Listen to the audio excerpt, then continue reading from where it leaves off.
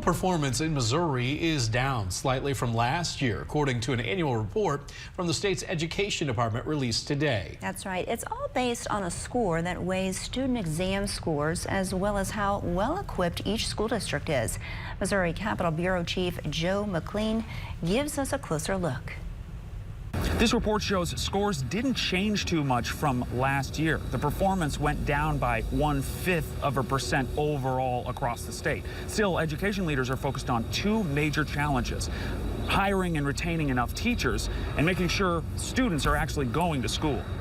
The decrease is more pronounced among the state's 36 charter schools. While traditional public schools saw just a 0.1% decrease from last year's scores, charter schools on average dropped by more than 1.5%. Education leaders use this annual report to see what's working, what's not, and how to improve. It outlines the expectations for school practices and student outcomes, with the goal of each student being prepared for success in whatever comes next for them. Some of the takeaways of Commissioner Margie Vandeven include the continued challenge of recruiting and retaining enough classroom teachers. The research is very clear that the #1 school-level factor that impacts student success is an effective teacher.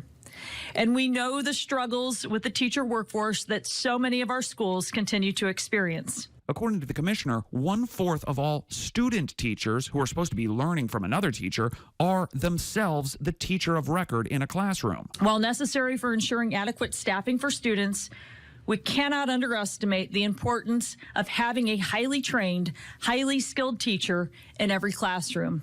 Vandeven said another major issue is chronic absenteeism, which grew during the pandemic and still hasn't recovered. Nearly 1 in 4 students are missing at least 10% of their scheduled school days. In Jefferson City, Joe McLean, WGEM News.